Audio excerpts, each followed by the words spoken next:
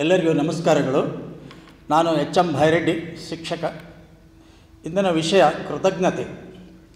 ನಾವು ಜೀವನದಲ್ಲಿ ಹಲವಾರು ಜನರಿಗೆ ನಾವು ಕೃತಜ್ಞತೆಗಳನ್ನು ಹೇಳಲೇಬೇಕಾಗುತ್ತದೆ.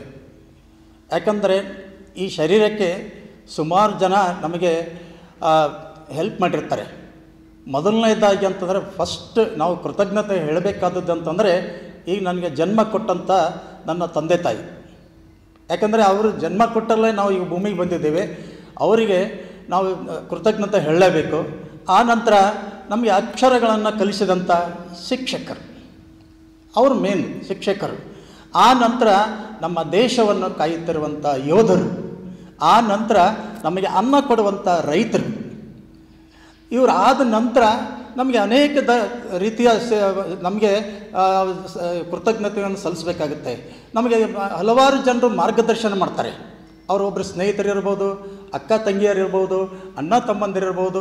ನಮಗೆ ಮಾರ್ಗದರ್ಶನ ಅಂದರೆ ಏನು ದೊಡ್ಡವರೇ ಕೊಡಬೇಕಂತೇನಿಲ್ಲ, ಚಿಕ್ಕವರು ಕೂಡ ಕೊಡ್ತಾರೆ ಮಾರ್ಗದರ್ಶನ. ನಾವು ಅದನ್ನು ಎಕ್ಸೆಪ್ಟ್ ಮಾಡಬೇಕು. ನಾವು ಯಾರು ಕೊಟ್ಟರು ಅದು ಮಾರ್ಗದರ್ಶನ ಆಗಿರ್ತದೆ. ಆನಂತರ ನಾವು ಎಲ್ಲ ಟ್ರೈನಿಂಗ್ ಬಂದತ್ನಲ್ಲೇ ಅಲ್ಲಿ ಕೂಡ ನಮಗೆ ಮಾರ್ಗದರ್ಶಕರಾಗಿ ಮಾರ್ಗದರ್ಶನವನ್ನು ಮಾಡ್ತಾರೆ.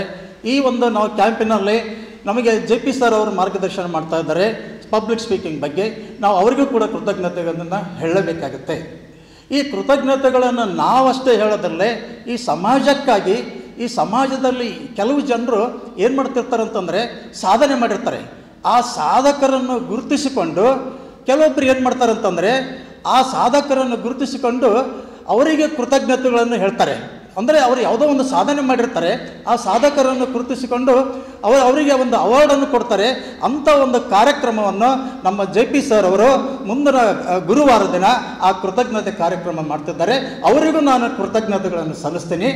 ನನ್ನ 2 ಮಾತುಗಳನ್ನು ಹೇಳುತ್ತಾ ಇಲ್ಲಿ ಮುಗಿಸ್ತೀನಿ. ಧನ್ಯವಾದಗಳು.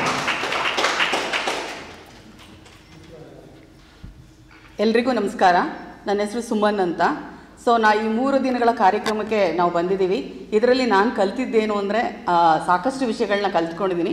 ಇವತ್ತು ಕಾರ್ಯಕ್ರಮ ನನಗೆ ಕೊಟ್ಟಿರೋ ಟಾಪಿಕ್ ಏನು ಅಂದರೆ ಕೃತಜ್ಞತೆ ಯಾರಿಗೆಲ್ಲ ಹೇಳಬೇಕು ಅಂದರೆ ನಮ್ಮ ಜನ್ಮ ಕೊಟ್ಟಂಥ ತಂದೆ ತಾಯಿಯಿಂದ ಹಿಡಿದು ಇಲ್ಲಿವರೆಗೂ ನಮ್ಗೆ ಯಾರೆಲ್ಲ ಮಾಡಿದ್ದಾರೆ ಅದು ನಮ್ಗೆ ಗೊತ್ತಿದ್ದನೋ ಗೊತ್ತಿಲ್ಲದೇನೋ ನಾವು ಹೇಳಿರ್ತೀವಿ. ಹಾಗಾಗಿ ನಾವು ಅವರಿಗೆ ಕೃತಜ್ಞತೆಗಳನ್ನು ಸಲ್ಲಿಸೋದ್ರ ಮೂಲಕ, ಜೊತೆಗೆ ಈ ಕಾರ್ಯಕ್ರಮಕ್ಕೆ ಈ 3 ದಿನಗಳ ಕಾಲ ಈ ವಾತಾವರಣಕ್ಕೆ ನಮ್ಮನ್ನೆಲ್ಲ ಕರ್ಕೊಂಡು ಬಂದಂಥ ನಮ್ಮ ಗುರುಗಳಾದ JP ಸರ್ಗೆ ಕೃತಜ್ಞತೆಯನ್ನು ಹೇಳೋದಕ್ಕೆ ಇಷ್ಟಪಡ್ತೀನಿ. ಹಾಗೂ ಬಸವರಾಜ ಸರ್ರಿಂದಲೂ ಸಾಕಷ್ಟು ವಿಷಯಗಳನ್ನ ನಾವು ತಿಳ್ಕೊಂಡ್ವಿ. ಅವ್ರಿಗೆ ಮತ್ತು ನನ್ನ ಜೊತೆ ನೀವೆಲ್ಲರೂ 3 ದಿನದಿಂದ ಸಹಕರಿಸಿದ್ದಕ್ಕೆ ನಿಮ್ಗೆಲ್ರಿಗೂ ಕೃತಜ್ಞತೆ ಹೇಳೋದಕ್ಕೆ ಇಷ್ಟಪಡ್ತೀನಿ.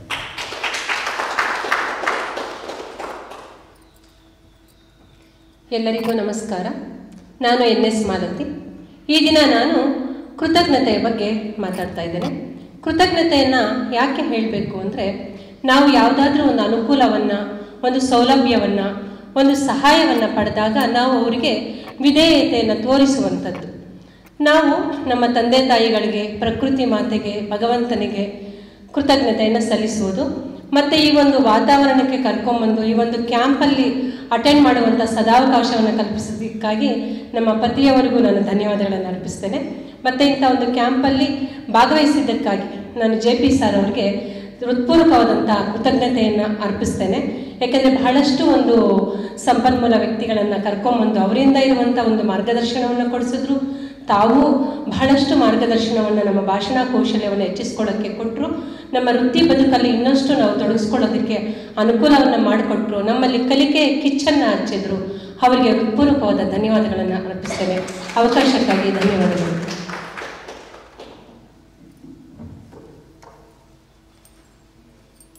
ಎಲ್ರಿಗೂ ನಮಸ್ಕಾರ. ನನ್ನ ಹೆಸರು ತ್ರಿವೇಣಿ ಅಂತ. ಮೊದಲನೇದಾಗಿ ನಾನು ಈ ತರಬೇತಿಗೆ ಆಗಮಿಸಲು ಕಾರಣಳಾಗಿರ್ತಕ್ಕಂಥ ನನ್ನ ಮಗಳಿಗೆ ಕೃತಜ್ಞತೆಯನ್ನು ಸಲ್ಲಿಸೋದಕ್ಕೆ ಬಯಸ್ತೇನೆ. ಹಾಗೂ ನನ್ನನ್ನು ಲಾಲಿಸಿ ಪಾಲಿಸಿದಂತಹ ನನ್ನ ಅಜ್ಜ ಅಜ್ಜಿಗೆ, ಹಾಗೂ ನನಗೆ ವಿದ್ಯೆ ಕಲಿಸಿದಂತಹ ಎಲ್ಲ ಗುರುಗಳಿಗೆ, ಹಾಗೂ ನಮ್ಮ ದೇಶವನ್ನು ಕಾಯ್ತಕ್ಕಂಥ ಯೋಧರಿಗೆ, ನಮಗೆ ಅನ್ನ ನೀಡ್ತಕ್ಕಂಥ ರೈತರಿಗೆ, ಹಾಗೂ ನಮ್ಮ ಈ 3 ದಿನಗಳ ತರಬೇತಿ ಕಾರ್ಯಾಗಾರದಲ್ಲಿ ಬಂದು ನಮಗೆ ಜ್ಞಾನದ ಭಂಡಾರವನ್ನು ಉಣಿಸಿದಂತಹ ಎಲ್ಲ ಸಂಪನ್ಮೂಲ ವ್ಯಕ್ತಿಗಳಿಗೆ, ಹಾಗೂ ಇಲ್ಲಿ ಇರ್ತಕ್ಕಂಥ JP ಸರ್ ಅವರಿಗೆ, ಹಾಗೂ ದಿಂಡೂರು ಸರ್ ಅವರಿಗೆ, ಹಾಗೂ ನಮ್ಮ ದೇಶವನ್ನು ಅಭಿವೃದ್ಧಿಯ ಪಥಕ್ಕೆ ಕೊಂಡೊಯ್ಯೋದಕ್ಕೆ ಕಾರಣರಾಗಿರ್ತಕ್ಕಂಥ ಎಲ್ಲ ವಿಜ್ಞಾನಿಗಳಿಗೆ, ಹಾಗೂ ಎಂಜಿನಿಯರ್ಸ್ಗಳಿಗೆ ಹಾಗೂ ಇಲ್ಲಿ ನಮ್ಮನ್ನೆಲ್ಲ ಕ್ಯಾಮ್ರಾದಲ್ಲಿ ಸೆರೆ ಹಿಡಿಯಲು ಸಹಕರಿಸಿದಂತಹ ರಾಣಿ ಮೇಡಮ್ ಅವರಿಗೆ ಎಲ್ರಿಗೂ ಸಹ ನಾನು ಈ ಮೂಲಕ ಕೃತಜ್ಞತೆಯನ್ನು ಸಲ್ಲಿಸೋದಕ್ಕೆ ಇಷ್ಟಪಡ್ತೀನಿ. ಥ್ಯಾಂಕ್ ಯು, ಧನ್ಯವಾದಗಳು.